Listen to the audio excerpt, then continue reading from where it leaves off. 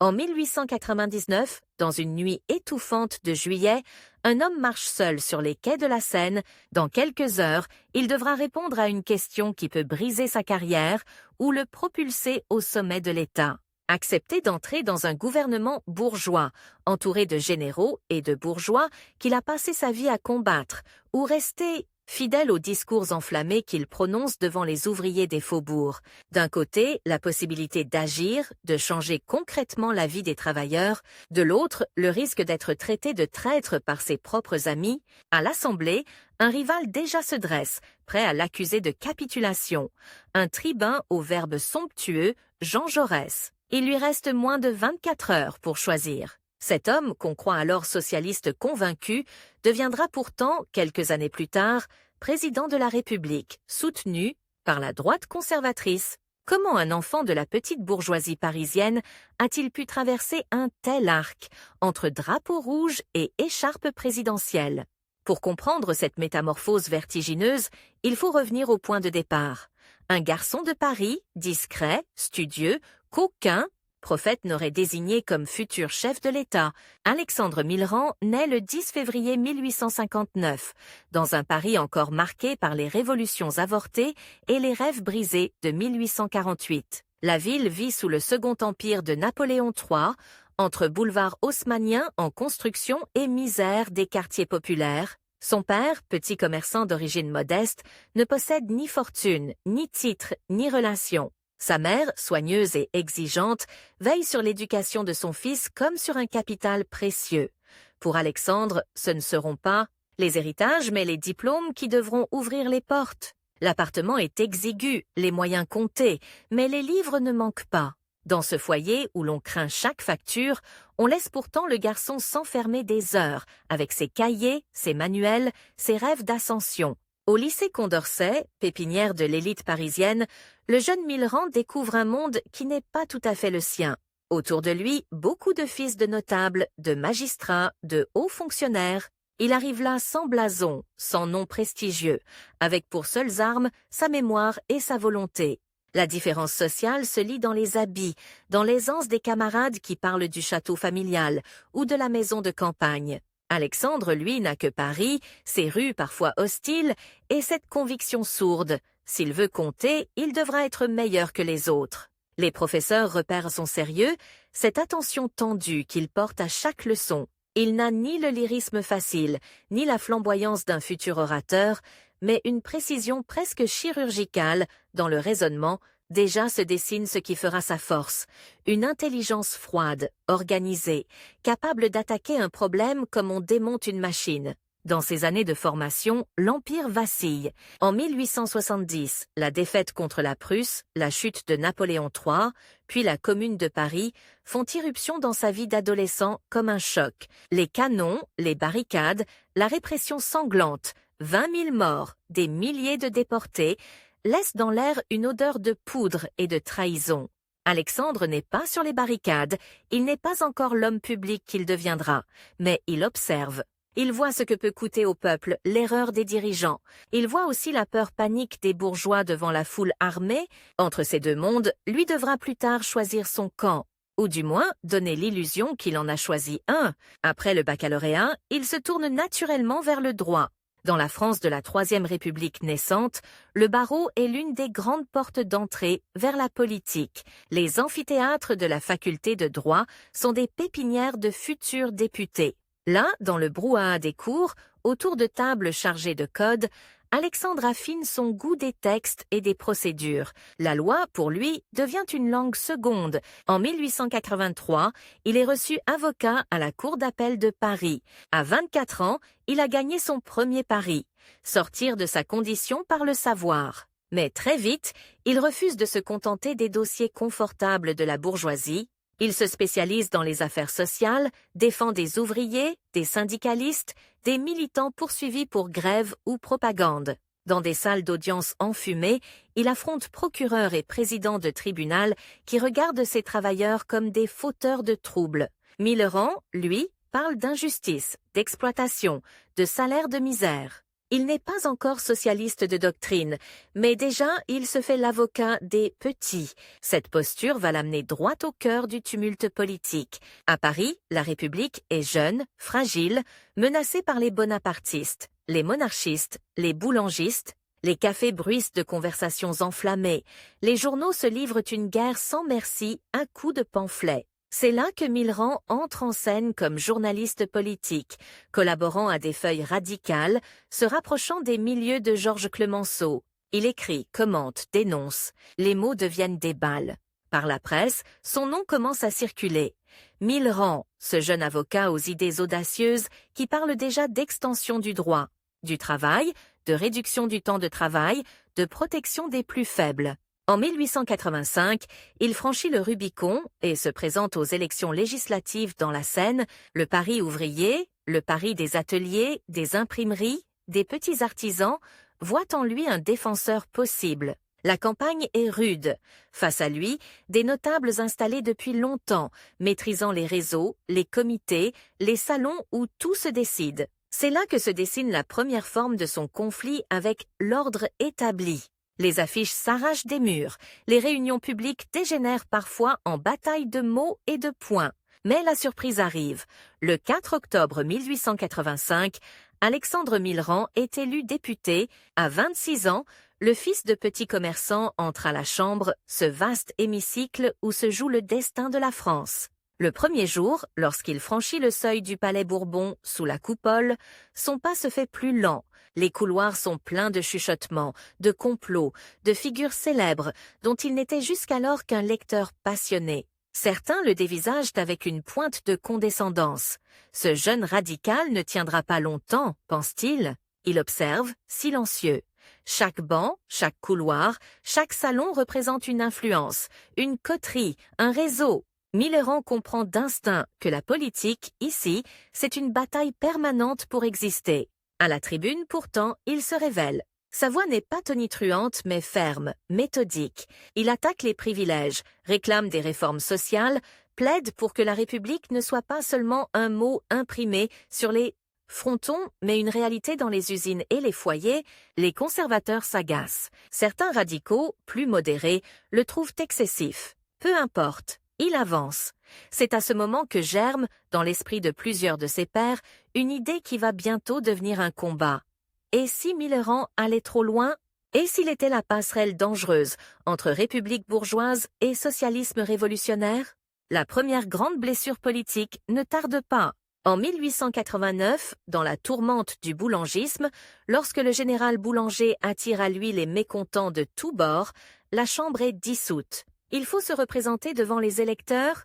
Le climat est électrique. Les drapeaux tricolores et les cocardes nationalistes envahissent les rues. Les discours sociaux passent au second plan derrière le chant vengeur de la revanche contre l'Allemagne, le culte de l'homme providentiel. Millerand, lui, refuse de se rallier à Boulanger. Il défend la légalité républicaine, dénonçant le césarisme naissant. Il va le payer cher. Lors du scrutin, il est battu, humilié, renvoyé au silence après seulement un mandat. Cette chute est un tournant. L'avocat brillant, le jeune député prometteur, se retrouve à la porte du Palais Bourbon. Mais au lieu de renoncer, il radicalise sa réflexion. Il fréquente de plus en plus les milieux socialistes, se rapproche des théoriciens qui veulent un parti de classe, autonome, non inféodé. Aux républicains bourgeois, c'est dans ces cercles qu'il croise un autre talent montant de la gauche française, Jean Jaurès. À première vue, les deux hommes devraient être alliés. Ils défendent la République, les libertés, la justice sociale.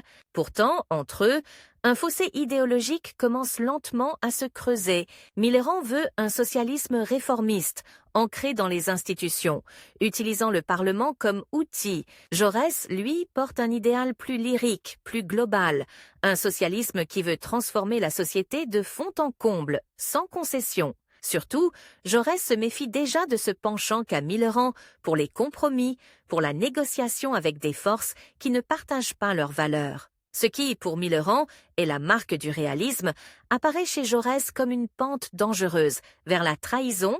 Rien n'est encore joué, mais le futur conflit est en germe. En 1893, après 4 années de traversée du désert parlementaire, Alexandre Millerand tente son retour. Le contexte a changé. La question sociale est devenue brûlante. Les grèves se multiplient, les anarchistes posent des bombes. La peur de la question ouvrière hante les salons bourgeois. Cette fois, il se présente clairement comme socialiste. Le pari est risqué, mais il calcule que le temps du radicalisme timide est passé. La campagne est tendue. Les affiches rouges s'affrontent aux tracts alarmistes des conservateurs. Lors du dépouillement, l'issue se dessine. Millerand est élu de nouveau député de la Seine. Il revient à la Chambre, mais ce n'est plus tout à fait le même homme.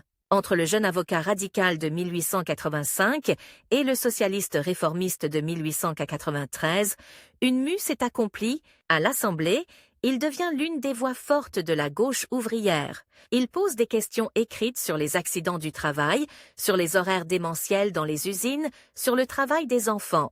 Il réclame des inspections du travail, des assurances obligatoires. Derrière ces revendications techniques, c'est une idée révolutionnaire qui se glisse. L'État ne doit plus se contenter de maintenir l'ordre, il doit protéger les faibles contre les puissants. Pour une partie de la droite, c'est une hérésie. Pour certains socialistes plus orthodoxes, ce n'est pas suffisant. Ils veulent l'abolition du capitalisme, pas des réformettes. Millerand se faufile entre ces deux feux, avançant ses projets par petites touches, séance après séance. Et puis survient l'affaire qui va embraser la France entière, l'affaire Dreyfus. En 1894, un capitaine juif de l'armée française, Alfred Dreyfus, est accusé à tort de trahison. Condamné, déporté au bagne de l'île du Diable, il devient malgré lui le symbole de toutes les déformations possibles de la justice. Lorsque l'État se laisse guider par la haine et les préjugés, Millerand, juriste de formation, ne peut rester indifférent. Lorsque, en 1888, Émile Zola publie « J'accuse », la France se fracture en 2 blocs, Dreyfusards et anti-Dreyfusards. Dans les cafés, dans les familles, à la chambre même, on se déchire. Millerand choisit son camp sans hésiter. Il sera Dreyfusard, il y met toute sa compétence d'avocat, tout son sens des procédures. À la tribune, il démonte les dossiers, souligne les incohérences, dénonce les faux. Face à lui, la droite nationaliste fulmine, crie à la trahison de l'armée, à la subversion. Le conflit qui l'opposait à l'establishment parlementaire prend une dimension nouvelle. Il ne s'agit plus seulement de lois sociales, mais de la nature même de la République. Dans ces batailles parlementaires, il se fait un ennemi farouche, la droite nationaliste et cléricale, qui ne lui pardonnera jamais. Son engagement pour Dreyfus, mais un autre conflit, plus subtil, naît en coulisses. Au sein même du camp Dreyfusard, les stratégies s'opposent. Faut-il renverser la table ou s'allier avec des forces modérées pour sauver ce qui peut l'être? C'est au cœur de cette tourmente que surgit le nom qui va tout changer. Pierre Waldeck Rousseau, grand avocat, figure respectée, appelé à former un gouvernement de défense républicaine en 1899. L'idée est simple et explosive. Rassembler républicains modérés, radicaux et même socialistes, afin de restaurer l'autorité de 1910, la République, réhabiliter Dreyfus et désarmer les nationalistes. Pour ce gouvernement d'union, il faut un symbole à gauche. Waldeck Rousseau pense à Alexandre Millerand. Un socialiste, ministre dans un gouvernement où siège aussi le général de Gallifet, l'homme haï des ouvriers, celui qui a écrasé la commune de 1871 dans le sang. L'annonce fait l'effet d'une bombe. Dans les réunions militantes, on hurle au scandale. Comment siéger à la même table qu'un fusilleur de communards? Dans les colonnes de la presse socialiste, les éditoriaux se succèdent. Accusateurs, Jean Jaurès lui-même, bien qu'encore hésitant, regarde ce projet avec angoisse. Si Millerand accepte, n'ouvrira-t-il pas la voie à une lente dilution du socialisme dans la bourgeoisie républicaine? Pour Millerand, la question est plus cruelle encore. Toute sa vie, il a combattu pour que la République ne soit pas capturée par les mêmes familles, les mêmes notables. Là, soudain, s'ouvre devant lui une porte qu'aucun socialiste français n'a encore franchie. Participer directement au gouvernement. Peser concrètement sur les lois, imposer des réformes depuis l'intérieur. Il sait que s'il refuse, un autre prendra peut-être sa place, moins déterminé à défendre les travailleurs. Il sait aussi que s'il accepte, les plus purs de son camp le traiteront de renégat. Nous sommes en juillet 1899. Paris étouffe sous la chaleur, mais la politique, elle, se consume. Dans les couloirs du Palais Bourbon, chacun attend sa décision. Les journaux spéculent, les salons bruissent de rumeurs. On le dit hésitant, tourmenté. Waldeck-Rousseau lui laisse quelques heures pour répondre. La droite nationaliste se prépare déjà à fustiger ce rouge au gouvernement. Une partie de la gauche affûte ses attaques contre le futur traître. Au milieu de cette tenaille, un homme marche sur les quais de la Seine, les mains derrière le dos, le regard fixé sur le courant sombre du fleuve. Le temps lui échappe. Il a bâti pas à pas sa carrière. Enfant pauvre devenu avocat, avocat devenu député, député devenu chef de file socialiste et Dreyfusard. Tout cela l'a amené à cet instant précis, suspendu, où un simple oui ou non peut le faire basculer d'un côté ou de l'autre de l'histoire. Il lui reste moins d'une journée pour trancher. Il sait que ce choix ne décidera pas seulement de son avenir personnel, mais de la forme même que prendra le socialisme français au tournant du siècle. Acceptation du compromis ou refus de toute compromission. Entrée dans les palais ministériels ou persistance dans l'opposition. Devant lui, dans la nuit parisienne, les lumières des ministères scintillent comme une promesse ou comme un piège. Derrière lui, il entend déjà, confusément, la voix grave de Jaurès, future voix de sa conscience et de son rival, prête à juger son geste. Dans ce compte à rebours silencieux, Alexandre Millerand s'apprête à faire le choix qui scellera la suite de sa vie politique. Le lendemain matin, la une des journaux claque comme un coup de revolver.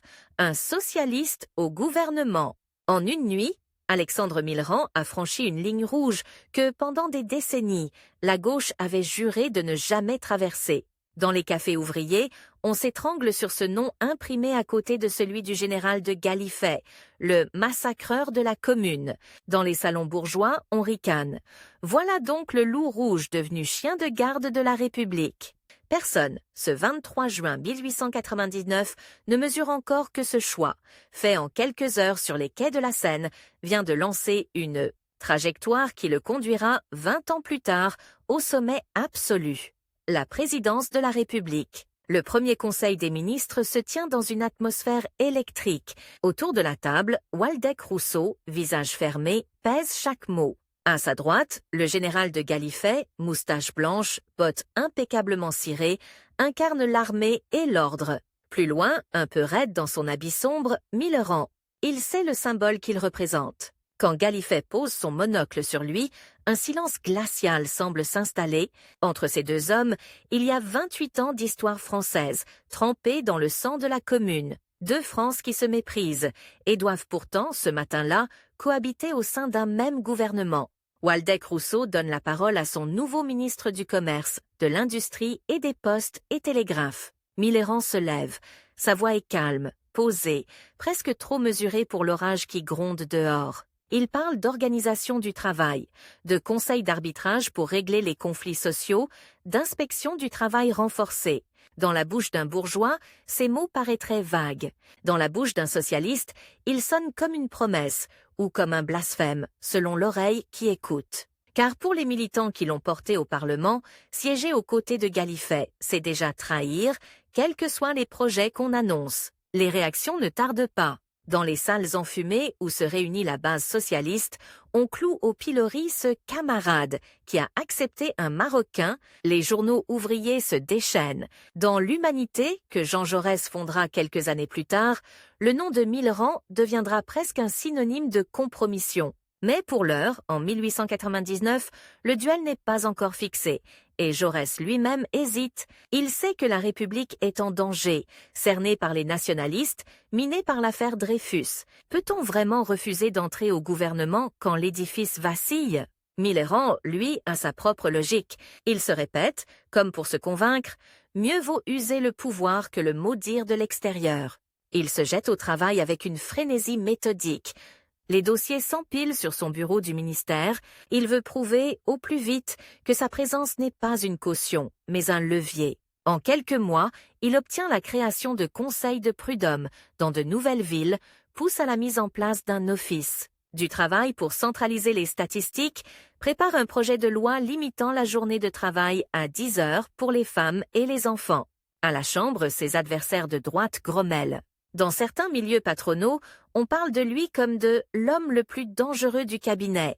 Et pourtant, l'hostilité qui va véritablement marquer sa vie ne vient pas de là. Elle surgit de son propre camp. Au Congrès socialiste international de Paris, en 1900, la question brûlante est posée au mouvement ouvrier européen. Peut-on accepter qu'un socialiste participe à un gouvernement bourgeois? La question Millerand devient une affaire mondiale. Dans la salle, sous les drapeaux rouges, les délégués allemands, belges, italiens, tous ont un avis sur cet avocat français qui siège. Avec un fusilleur de communards, l'internationale socialiste tourne littéralement autour de son nom. Jaurès et d'autres plaident une position nuancée, dans des circonstances exceptionnelles, pour défendre la République contre la réaction. Pourquoi ne pas accepter provisoirement une telle participation? D'autres hurlent à la trahison absolue. Dans la bouche des plus intransigeants, Millerand n'est plus un camarade égaré, mais le début d'une pente fatale. Aujourd'hui, un ministère, demain l'abandon de la lutte de classe. Le compromis adopté à Paris laisse une porte entr'ouverte, mais un message est passé. Le socialiste ministre est un corps étranger dans le mouvement ouvrier. À Paris, pendant que ces débats enfièvrent les congrès, Millerand poursuit sa tâche. En 1900, sa loi sur la journée de 10 heures est votée. Concrètement, des milliers de femmes et d'enfants sortent un peu plus tôt des ateliers, des filatures, des usines, où l'on travaillait parfois 14 heures par jour. Dans une banlieue ouvrière, une mère plie son tablier en regardant l'horloge. Pour la première fois, elle rentre chez elle avant la nuit noire. Ces images-là, Millerand s'y accroche. Voilà ma réponse aux doctrinaires, se répète-t-il. Mais le fossé se creuse malgré lui. En 1902, lorsque Waldeck-Rousseau quitte le pouvoir, le gouvernement de défense républicaine s'éteint. Le pays se prépare à de nouvelles élections. Les socialistes, désormais mieux organisés, décident de présenter un front commun. La consigne est claire. Pas d'alliance avec ceux qui ont participé au gouvernement bourgeois. Dans plusieurs circonscriptions, des candidats se réclament du socialisme et attaquent directement Millerand. Lui se présente comme socialiste indépendant. Formule déjà suspecte, le verdict des urnes tombe comme une gifle. Il est battu. Cette défaite, plus encore que celle de 1889, agit comme une cassure intime. L'homme qui, pendant des années, a défendu les grévistes devant les tribunaux, a porté leurs revendications à la Chambre, se voit rejeté par le parti qui naît officiellement en 1905 sous le nom de SFIO, rassemblé autour de Jean Jaurès. À l'hôtel des Sociétés savantes, où se tient le congrès fondateur, un nom brille par son absence, celui de Millerand. Les portes se sont refermées. Pour les nouveaux socialistes unifiés, il est l'exemple vivant de ce qu'il ne faudra plus jamais faire. Alors, que devient-on quand on a perdu sa famille politique? Millerand choisit de ne pas disparaître. Sa mue, déjà entamée, s'accélère. Il se rapproche des républicains de gouvernement, ces hommes qui veulent une république ferme, laïque, sociale, mais méfiante envers les utopies révolutionnaires. Sur les bancs de l'Assemblée, quand il y revient, on ne le range plus à l'extrême gauche, mais au centre-gauche, puis bientôt au centre tout court. Ses discours changent de ton. Il parle davantage de ordre, de discipline sociale, de défense nationale. Ceux qui l'ont vu arborer le drapeau rouge le surprennent. Un soir, défendre avec énergie la loi de 3 ans, rétablissant un service militaire long. Au nom de la menace allemande, le choc est immense pour ceux qui se souviennent de ses débuts, mais la France, elle aussi, a changé. Les années 1900 sont celles des grèves violentes, des attentats anarchistes, des campagnes nationalistes. La République est prise en étau. Dans ce paysage tourmenté, Millerand se persuade qu'il faut désormais une gauche raisonnable pour éviter le pire. Il se défait, un à un, des habits de l'agitateur social pour revêtir ceux de l'homme d'État. En 1909, Aristide Briand, président du Conseil, forme un gouvernement d'apaisement. Il a besoin de figures capables de parler au milieu d'affaires, tout en gardant une image de réformateur. Il pense à Millerand. 10 ans après l'aventure Waldeck-Rousseau, celui-ci rentre au ministère du Commerce et de l'Industrie, mais cette fois sans étiquette socialiste. Dans les couloirs du Palais Bourbon, certains ironisent. Le voici revenu à la maison? Lui ne sourit pas. Il sait que chaque retour au pouvoir creuse un peu plus l'écart avec ceux qui l'ont vu comme un des leurs. Au ministère, il s'attaque au grand réseau de chemins de fer, pousse à la modernisation des infrastructures, encourage la création de caisses de retraite ouvrières. Toujours ce même réflexe, agir par les institutions, par la loi, par des mécanismes précis. Dans les usines, cependant, son nom ne provoque plus les mêmes applaudissements. Il est désormais l'homme des compromis, des textes techniques, des négociations en coulisses. Un ancien camarade, croisé un soir à la sortie de l'Assemblée, lui lance d'une voix amère. « Tu as changé de banc, Alexandre. Nous, on n'a pas changé de misère. » Mais c'est avec la guerre que la métamorphose va se figer. En janvier 1912, alors que l'Europe gronde, le président de la République Raymond Poincaré cherche un ministre de la guerre décidé, énergique, capable de dompter l'état-major et de préparer le pays à un choc qu'on sent venir. Nommer un ancien socialiste à ce poste serait un symbole, celui de la réconciliation nationale autour de l'armée longtemps haïe par la gauche. On songe à Milleron. L'idée, il y a 20 ans, aurait paru délirante. En 1912, elle s'impose comme une évidence quand il franchit le portail du ministère de la Guerre, rue Saint-Dominique.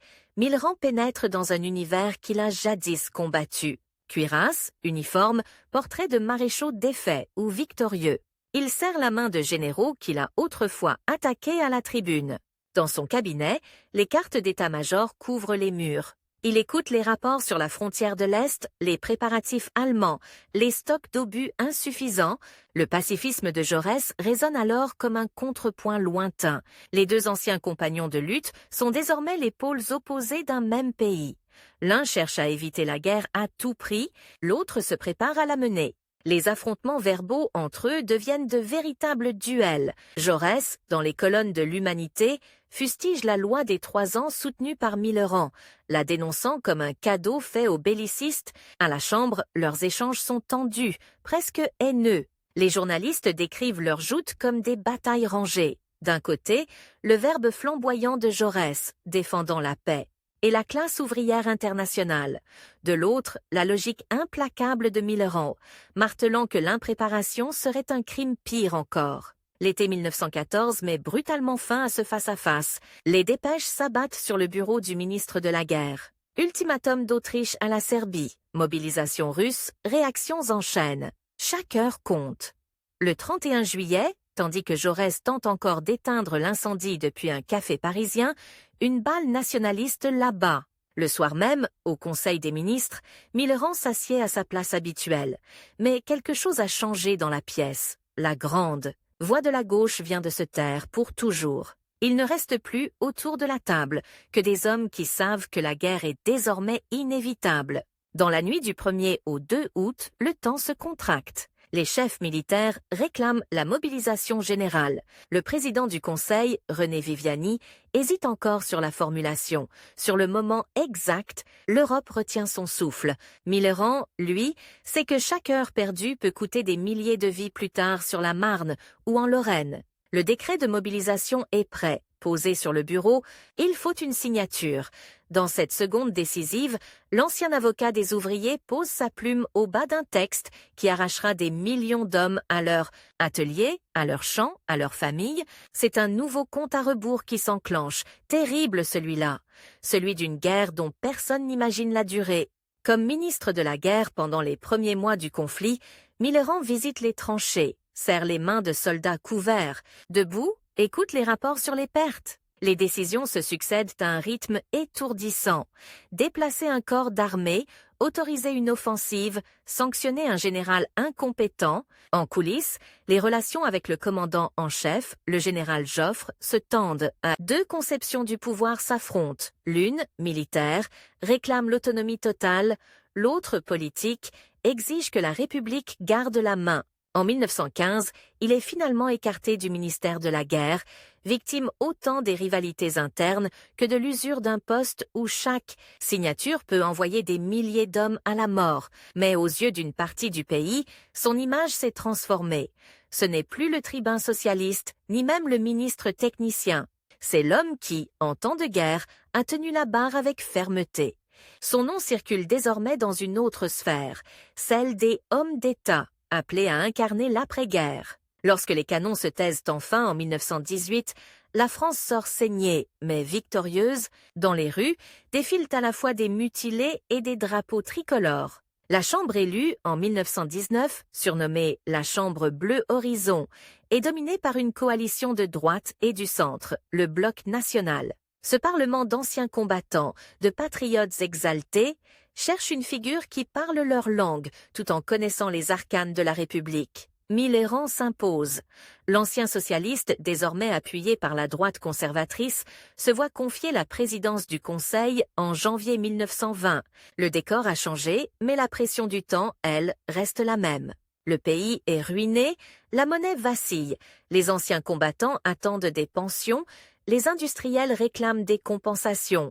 Les Alliés surveillent l'application du traité de Versailles. Dans ce chaos, Mitterrand n'a que quelques mois pour prouver qu'il peut stabiliser la situation. Il forme un gouvernement où dominent des hommes de l'ordre, renforce la politique de fermeté vis-à-vis de l'Allemagne, encourage l'occupation de la Ruhr en cas de retard de paiement. Son langage n'a plus rien de celui des meetings ouvriers des années 1890. Et puis, brutalement, un nouveau vide s'ouvre au sommet. Le président de la République, Paul Deschanel, élu contre Clemenceau quelques mois plus tôt, sombre dans un trouble mental spectaculaire. L'épisode où il tombe d'un train en pyjama, errant dans la campagne, fascine et inquiète le pays. La fonction suprême est fragilisée, ridiculisée. La classe politique comprend qu'il faut un président solide, expérimenté, au-dessus du tumulte. Dans les couloirs du Palais Bourbon et du Sénat, un nom revient avec insistance. Alexandre Mitterrand. Les manœuvres commencent. Il sait que l'élection présidentielle, en France, se joue dans un temps très court, quelques jours de tractations intenses. Puis, le vote du Congrès réuni à Versailles, ses adversaires potentiels se teintent. Certains pensent à Briand, d'autres à des sénateurs plus discrets. Mais Mitterrand a un avantage. Il tient déjà Matignon, contrôle l'agenda, reçoit chaque jour députés et sénateurs dans son bureau. En moins d'une semaine, il tisse patiemment une toile d'alliance, rassure les uns, promet d'écouter les autres. Pas de grands discours cette fois, mais des poignées de main, des apartés dans les couloirs, des lettres courtes et efficaces. Le 23 septembre 1920, le Congrès se réunit dans la galerie des Glaces de Versailles. Les huissiers portent des urnes, les parlementaires glissent leurs bulletins. La rumeur enfle sous les plafonds dorés. Mitterrand attend le résultat, impassible en apparence, mais chaque minute lui semble durer 1 heure. Il y a dans cet instant un vertige. L'homme qui a commencé sa vie politique sur les bancs de l'extrême gauche va-t-il être porté au sommet par une majorité venue principalement de la droite? Les bulletins sont dépouillés un à un. Le chiffre se dessine, implacable. Quand le président du Congrès proclame son élection à la présidence de la République, un murmure traverse l'Assemblée. Certains applaudissent avec enthousiasme, d'autres gardent les bras croisés. Lui se lève, salue, traverse la salle sous les regards mêlés d'admiration, de méfiance, parfois de haine. À cet instant, dans le vacarme des acclamations et des conversations, une autre voix semble résonner en écho, une voix absente depuis 6 ans, celle de Jean Jaurès. L'ancien rival, assassiné à la veille de la guerre, ne verra jamais ce socialiste devenu chef de l'État sous les vivats de la droite. Mais c'est son ombre, et celle des ouvriers des faubourgs qu'ils ont défendus ensemble autrefois, qui accompagne les pas de Mitterrand vers l'Élysée. Dans la cour d'allée du palais, alors qu'il descend de voiture sous l'œil des gardes républicains, il jette un bref regard vers les grilles. Là-bas, au-delà des arbres, commence ce Paris où il a grandi, plaidé, milité. Le chemin parcouru est vertigineux. Il n'y a plus de délai, plus de compte à rebours. Le pouvoir est là, total, mais encerclé de pièges. Car à peine la porte de l'Élysée refermée, un autre combat commence, plus silencieux, plus complexe, celui d'un président décidé à étendre son autorité dans un régime qui, en théorie, ne lui en laisse que peu. Il y a, au cœur de l'Élysée, une horloge qu'on ne voit jamais dans les images officielles. Pas de dorure, pas de marbre. Une simple pendule noire posée sur un coin de cheminée dont le tic-tac régulier semble frapper plus fort que tous les pas résonnant sur le parquet. À peine Alexandre Mitterrand a-t-il franchi le seuil du palais présidentiel qu'il comprend une chose glaciale. Son mandat dure 7 ans sur le papier, mais en réalité, il a beaucoup moins, 4 ans tout au plus, avant que la gauche, humiliée par la Chambre bleue horizon, ne se ressaisisse et ne tente de le renverser. 4 ans pour remodeler la République ou être brisé par elle. Le premier soir, les salons dorés sont presque silencieux. Les domestiques glissent comme des ombres. On a juste un uniforme ici, un fauteuil là. Dans le grand bureau, sous le regard figé de portraits d'anciens présidents qui n'ont jamais osé dépasser le rôle de figurant, Millerand reste debout, les mains derrière le dos. Il ne veut pas être un président de cérémonie. Ce qu'il a accepté, ce n'est pas de couper des rubans, c'est de transformer la fonction elle-même. Sur son bureau, une chemise cartonnée porte un titre sec « Message aux chambres ». Là se joue son premier coup de maître et sa première provocation. Depuis 1875, la Constitution a figé les présidents dans un rôle d'arbitre muet.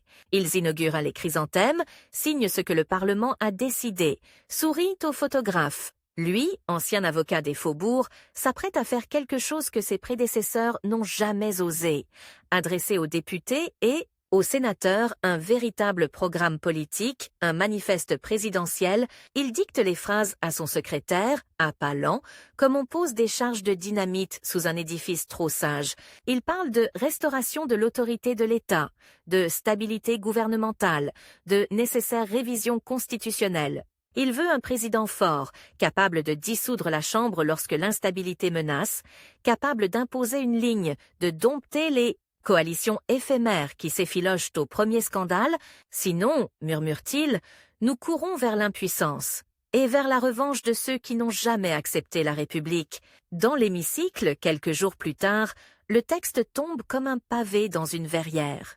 Les bancs bruissent, les moustaches s'agitent, les visages se penchent. Un président qui trace une politique, qui réclame plus de pouvoir.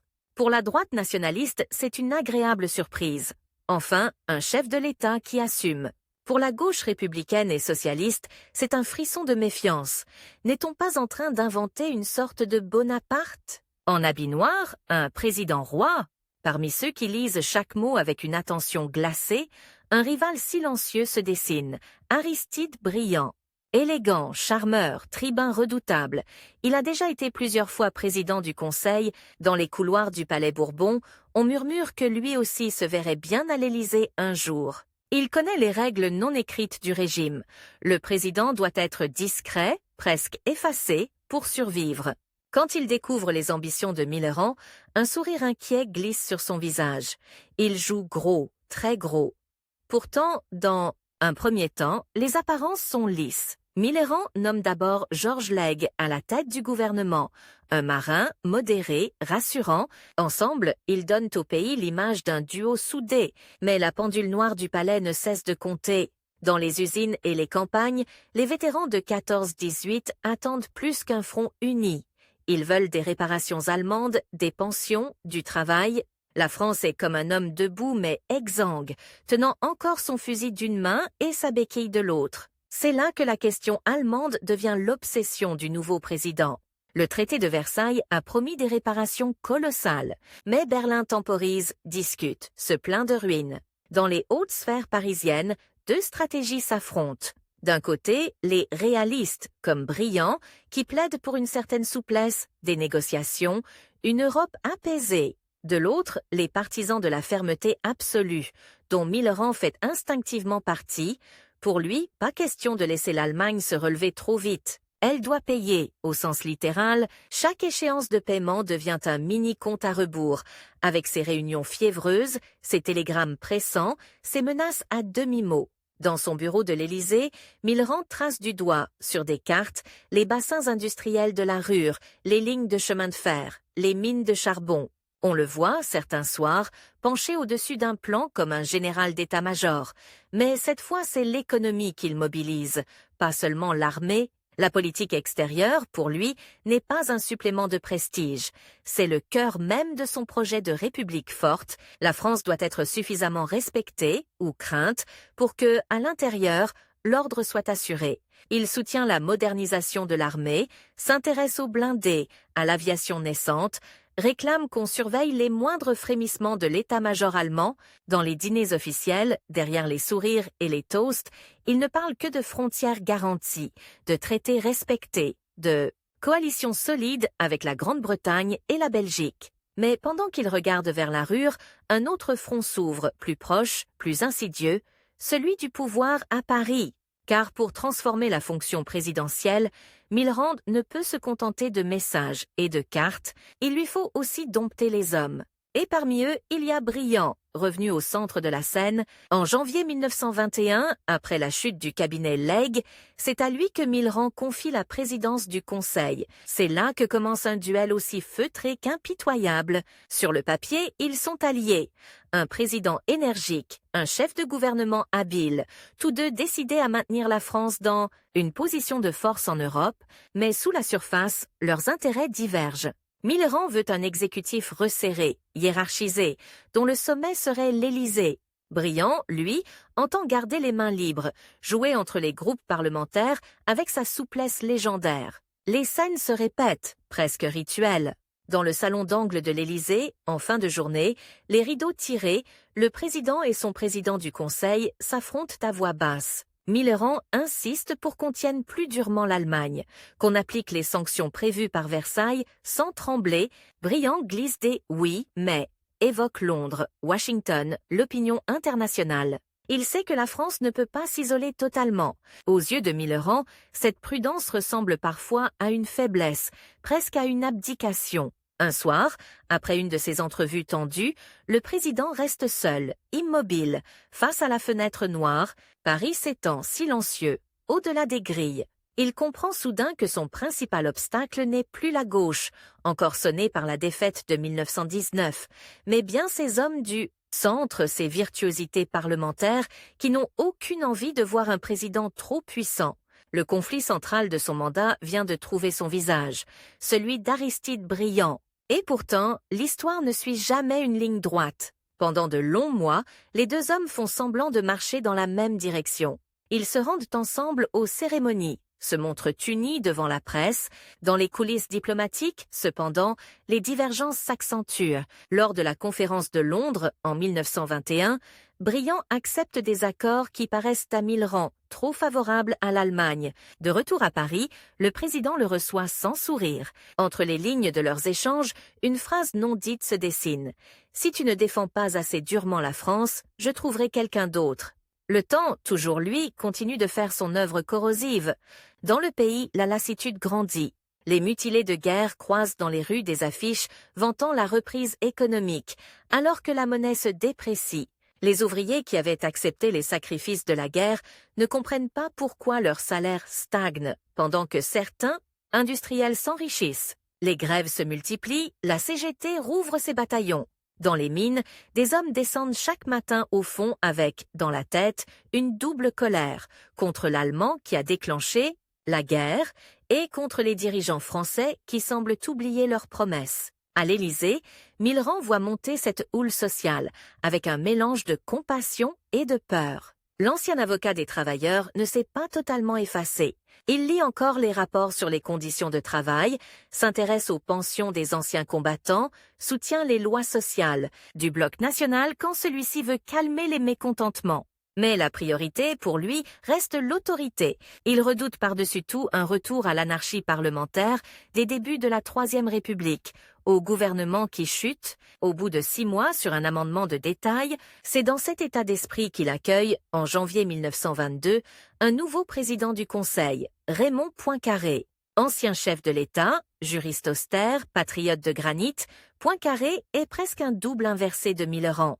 Même méfiance envers les foucades parlementaires, même obsession de la rigueur, mais une aversion certaine pour les aventures institutionnelles. Là où Millerand rêve de modifier en profondeur la Constitution, Poincaré veut la faire fonctionner au millimètre, sans geste de trop. Le duo pourtant fonctionne. Ensemble, ils durcissent encore le ton vis-à-vis de l'Allemagne et, en coulisses, ils préparent ce qui sera l'acte le plus spectaculaire et le plus contesté du quinquennat, l'occupation de la Ruhr. À Berlin, les versements de réparation ralentissent. On se plaint de pénurie, on réclame des moratoires. À Paris, les rapports s'empilent sur le bureau présidentiel. L'Allemagne, disent certains experts, organise sa résistance passive. Cache ses profits, joue la montre. Janvier 1923. Il fait un froid de couteau sur le bassin de la Ruhr et un brouillard épais colle aux maisons ouvrières.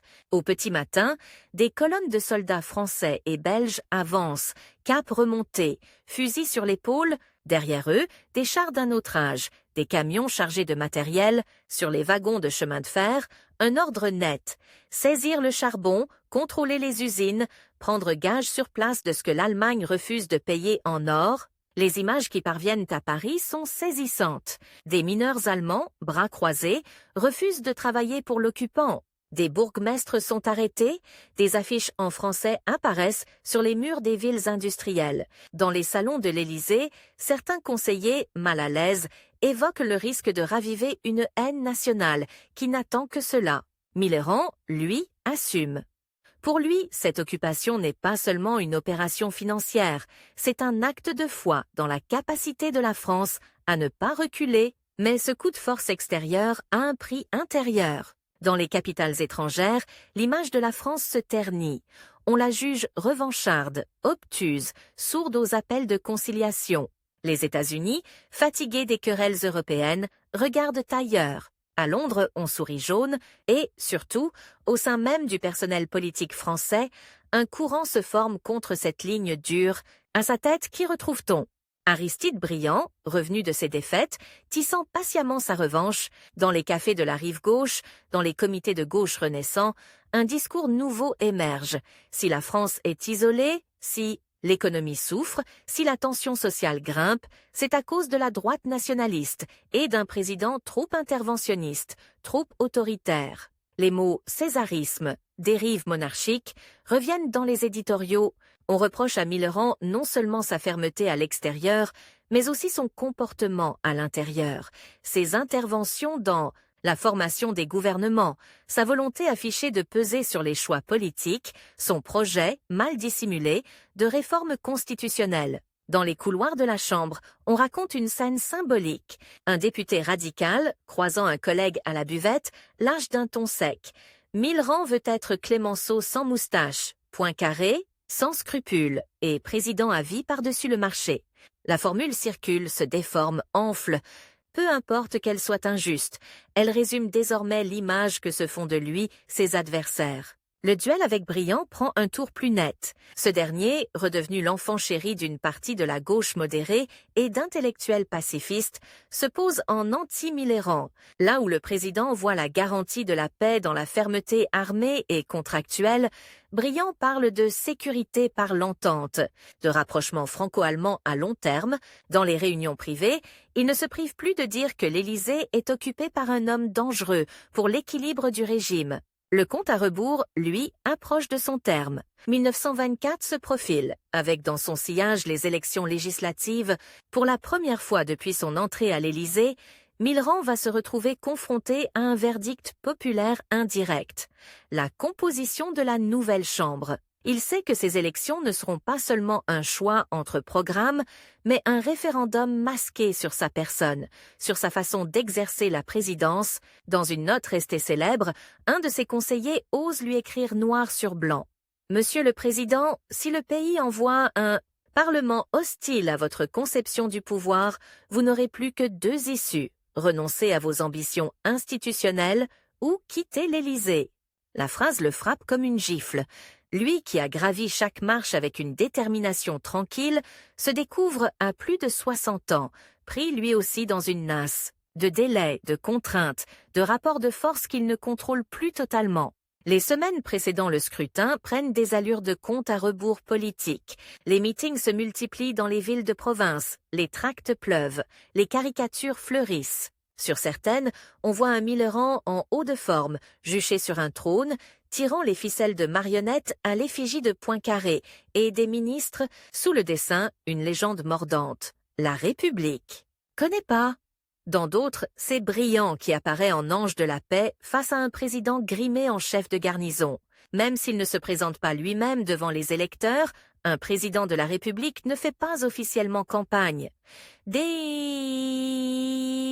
Mitterrand suit heure par heure les téléx qui remontent des préfectures. Il sait que la coalition qui se forme à gauche, le cartel des gauches, rassemble radicaux, socialistes, anciens dreyfusards, pacifistes, à tous unis par une aversion commune pour sa personne et ce qu'elle incarne. Ce n'est plus seulement un clivage de classe ou de doctrine, c'est une bataille autour de la question centrale qui l'obsède depuis son arrivée à l'Élysée. Que doit être un président? La nuit du scrutin, les chiffres tombent, département après département. La couleur politique de la carte de France se modifie comme une photographie qu'on passerait sous un révélateur chimique. Ce n'est plus le bleu horizon de 1919 qui domine, mais une teinte plus rosée, plus nuancée, où le rouge ne cesse de gagner du terrain. Le cartel des gauches l'emporte. Dans un petit salon de l'Élysée, la pendule noire continue de battre, imperturbable. Mitterrand, penché sur les résultats, comprend que le temps qu'il croyait encore avoir vient de se contracter brutalement. L'ultime ironie, c'est que le verdict des urnes ressuscite aussi son vieux rival absent, Jean Jaurès, à travers les hommes qui se réclament de lui. Dans l'hémicycle, des députés socialistes évoquent le martyr de 1914, opposé à la guerre que lui, Mitterrand, a organisée. Parmi eux, Édouard Herriot, figure du radicalisme de gauche, futur président du Conseil, incarne désormais la France qui conteste la voie dure choisie après 1918. Très vite, le nouveau Parlement fait connaître ses exigences. S'il doit laisser un gouvernement se former, ce ne sera pas sous la menace d'un président jugé trop envahissant. Dans les couloirs, dans les commissions, derrière les portes mi-closes, une phrase revient comme un leitmotiv. Pas de ministère. Sous la botte de Mitterrand.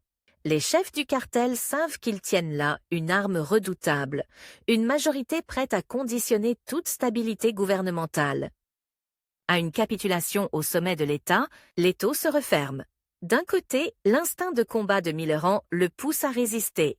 Quitter l'Élysée serait reconnaître qu'il a échoué dans son projet de rééquilibrage des pouvoirs. De l'autre, l'homme d'État éprouvé sait qu'un affrontement ouvert entre un président isolé et une chambre hostile plongerait la République dans une crise institutionnelle majeure, peut-être irrémédiable.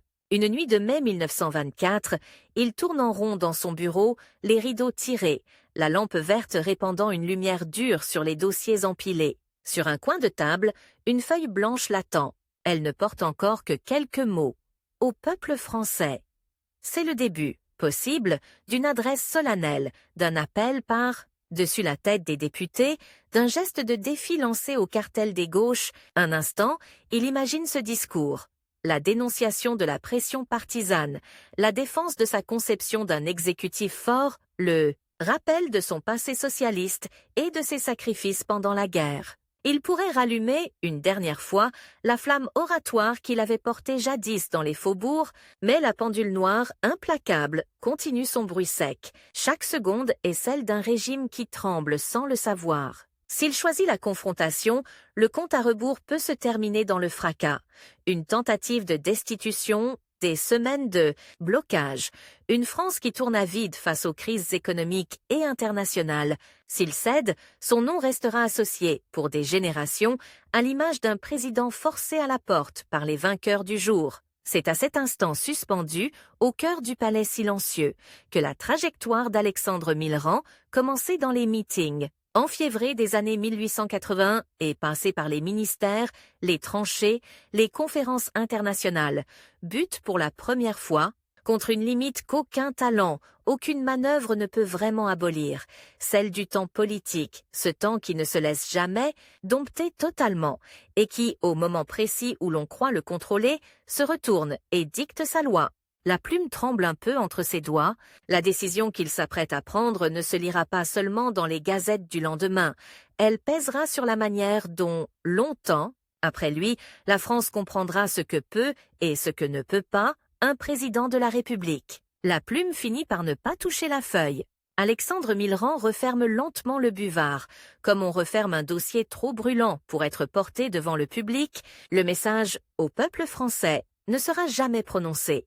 À la place, il choisit un geste qui ressemble à une défaite, mais qui est en réalité une dernière tentative de sauver ce qu'il croit être la seule chose qui compte plus que lui, la continuité de la République. Quelques jours plus tard, le 11 juin 1924, au milieu d'un soleil cru qui fait étinceler les grilles de l'Élysée, un fiacre s'éloigne du palais. À l'intérieur, l'ancien président regarde une dernière fois la cour d'honneur disparaître dans le rétroviseur. Il vient d'être chassé sans qu'un coup de feu ait été tiré, renversé non par un putsch, mais par des bulletins de vote et quelques phrases assassines prononcées dans des couloirs feutrés. La scène est presque irréelle. Celui qui, 3 ans plus tôt, incarnait la fermeté de la nation victorieuse, quitte le palais comme un locataire à qui l'on a signifié, poliment mais fermement, la fin du bail. Pas de foule haineuse, pas de drapeau arraché, juste cette impression de vide soudain. Un bureau déserté, un fauteuil abandonné, une pendule noire qui continue de battre pour d'autres. Dans les journaux du lendemain, on lit des manchettes sèches. La majorité nouvelle obtient la démission du président Millerand. Les chefs du cartel des gauches, Édouard Herriot en tête, savourent leur victoire. En secret, certains se disent qu'ils ont fait plus que renverser un homme. Ils ont brisé la tentation présidentialiste qui commençait à rôder dans la Troisième République. Pour Millerand, c'est un choc aussi violent que silencieux. Pendant des décennies, il a avancé de meeting en ministère, de bancs d'avocats en fauteuil présidentiel, avec le sentiment d'être poussé par un même courant historique. Là, brusquement, tout s'arrête. Il a 65 ans et les portes de l'Élysée se referment sur lui comme si le temps, soudain, lui retirait son crédit. Dans les premiers jours, il se mure dans un mélange de fierté blessée et de colère froide.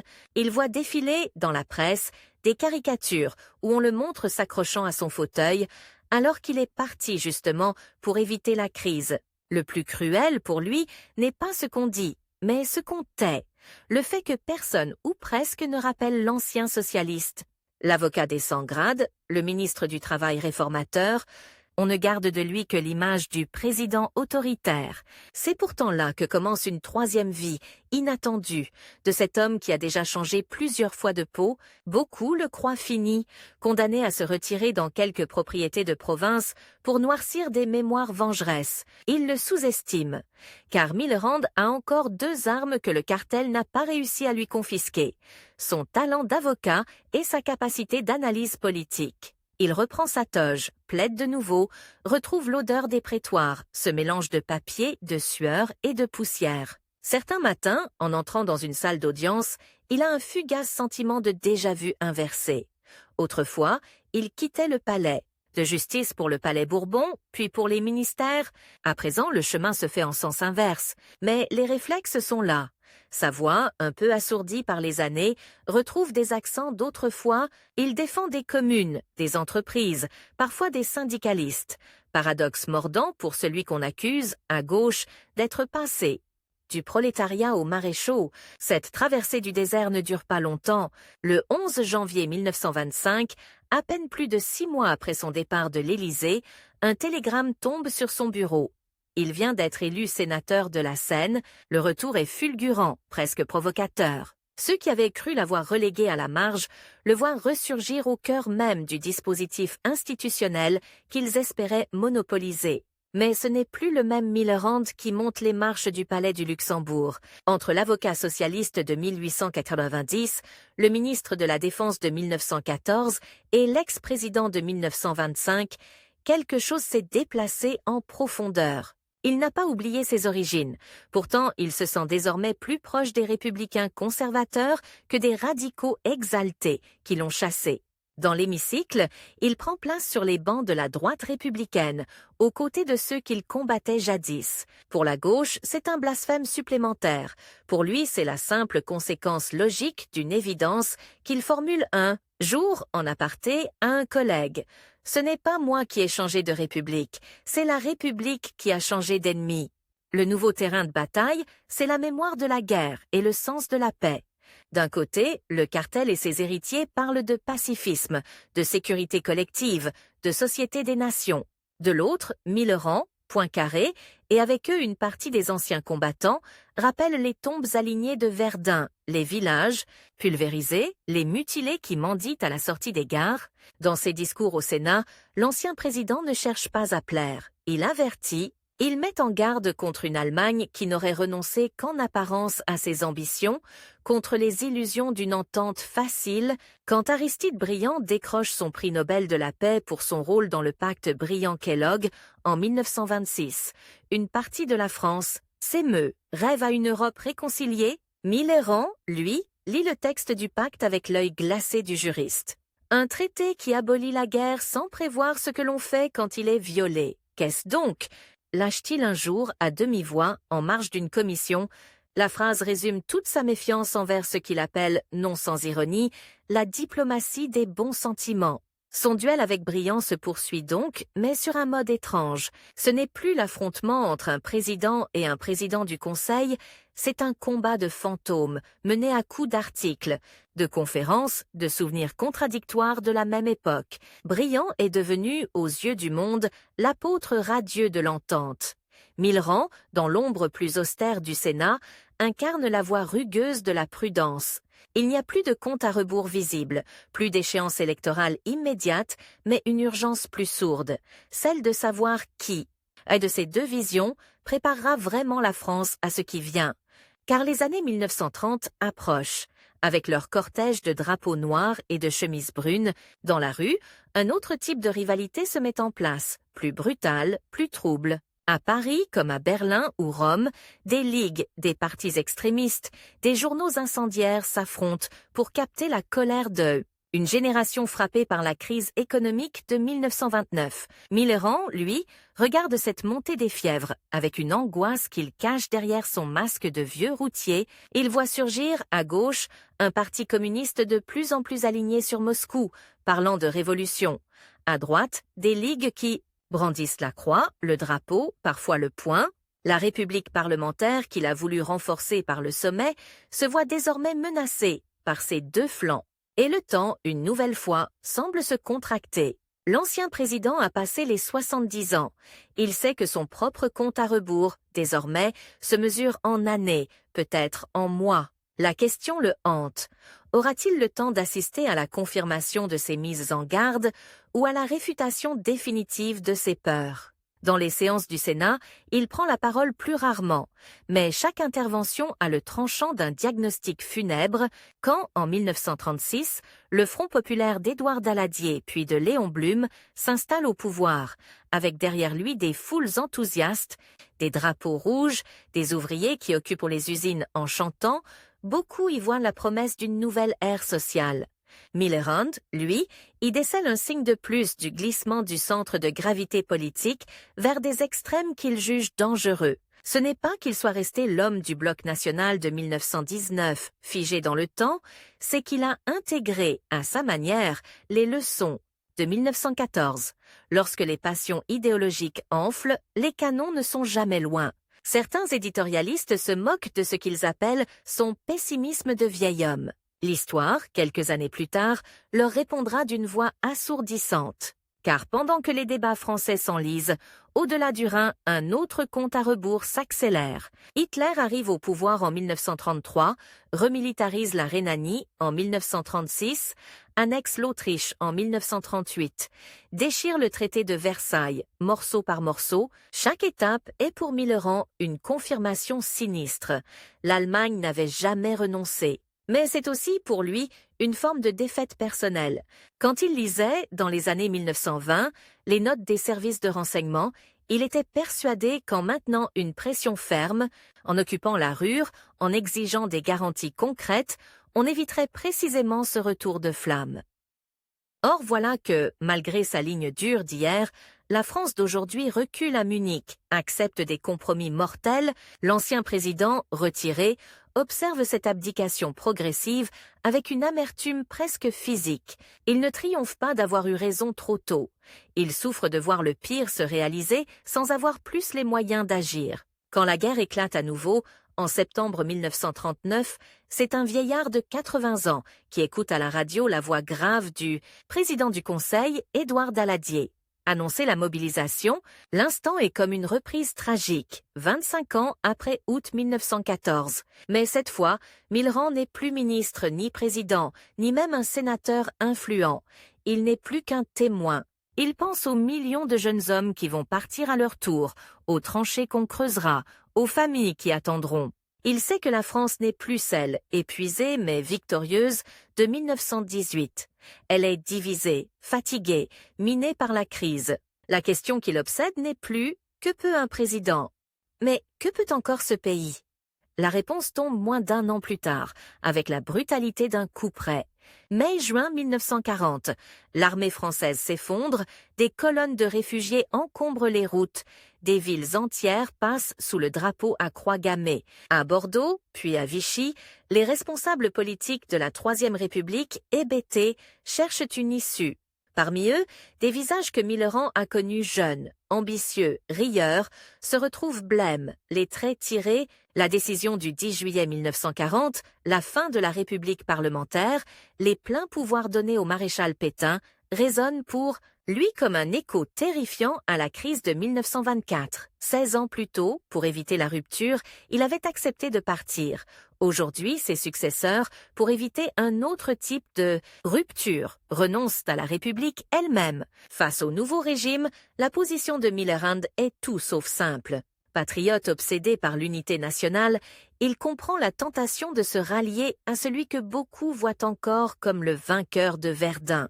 En même temps, l'avocat républicain qu'il n'a jamais cessé d'être sent confusément qu'un pas de plus est franchi. Il ne deviendra ni militant de la collaboration, ni figure de l'opposition. Comme tant d'hommes de sa génération, il reste suspendu dans une zone grise, où se mêlent fatigue, désarroi et fidélité à un certain ordre plus qu'à un régime précis. Ce qui le ronge, maintenant, ce n'est plus le duel avec Briand, ni la revanche du cartel. Ce sont les fantômes de tous ceux qui, dans les tranchées, avaient cru mourir pour que leurs enfants ne connaissent plus la guerre. Sa santé décline rapidement. Versailles, où il s'est installé, devient une sorte de refuge assiégé par les rumeurs du dehors. Arrestations, rationnements, rafles, dont les bruits filtrent, même à travers les journaux censurés. Certaines nuits, il se réveille en sursaut, convaincu d'avoir entendu de nouveau ce tic-tac sec, régulier, de la pendule noire de l'Élysée. Comme si le temps, cruel, venait lui rappeler une dernière fois que toutes les décisions prises ou évitées là-bas continuent de étendre leurs ondes jusqu'en ces jours de défaite. On raconte qu'un jour, répondant à un jeune visiteur qui lui demande s'il regrette quelque chose, il aurait simplement répondu « Intamas, j'ai voulu une république plus forte. Je ne pensais pas que d'autres profiteraient de sa faiblesse. » Le 6 avril 1943, au cœur d'une France occupée, Alexandre Millerand meurt à Versailles, presque en silence. Aucune foule ne se masse devant sa maison, aucun cortège officiel ne traverse Paris. Quelques proches, des anciens collègues, quelques vétérans viennent saluer une dernière fois celui qui fut à la fois le plus socialiste des présidents de droite et le plus présidentiel des socialistes. La nouvelle se perd, noyée parmi les communiqués de propagande et les bulletins de guerre. Il disparaît dans un pays qui ne sait plus très bien de quel avenir il peut encore rêver. Et pourtant, son ombre va continuer de hanter, discrètement, les couloirs de la République. Quand, après 1945, la France se dote d'une 4e République à nouveau dominée par le Parlement, certains constitutionnalistes ressortent de vieux textes, de vieux débats, parmi eux les messages au Parlement de 1924, les projets avortés de réforme de Millerand, on les lit avec un mélange de méfiance et de curiosité. N'y avait-il pas, dans cette volonté de donner plus de consistance à la fonction présidentielle, quelque chose de prémonitoire? Quand la 4e s'enlisera à son tour dans l'instabilité ministérielle et les crises coloniales, quand un certain Charles de Gaulle viendra proposer une nouvelle constitution centrée sur un exécutif fort, quelques historiens feront le lien. Sans le savoir, le général reprendra, en les poussant plus loin, certaines intuitions de ce président honni de 1924. Un chef de l'œil, est un arbitre mais pas muet, au-dessus des partis mais pas désarmé. L'héritage de Mitterrand est ainsi fait de contradictions et de lignes brisées. Son parcours fulgurant, de l'extrême gauche au conservatisme républicain, sert souvent de repoussoir à ceux qui veulent dénoncer les renégats, mais si l'on regarde de plus près, une autre cohérence apparaît. La conviction obstinée que l'État, pour protéger les faibles comme pour tenir tête aux puissances étrangères, doit être assez solide pour ne pas se dissoudre dans les combinaisons de couloirs. Il a essayé de faire entrer cette idée dans les habits encore étroits de la Troisième République. Il s'y est, en partie, fracassé. D'autres, après lui, y parviendront mieux. Entre-temps, la pendule noire de l'Élysée aura vu passer d'autres présidents, d'autres crises, d'autres comptes à rebours. Mais à chaque fois qu'un chef de l'État français se demande jusqu'où il peut ou doit aller, c'est un peu la silhouette d'Alexandre. Mitterrand qui se dessine en contre-jour derrière le verre poli de son bureau,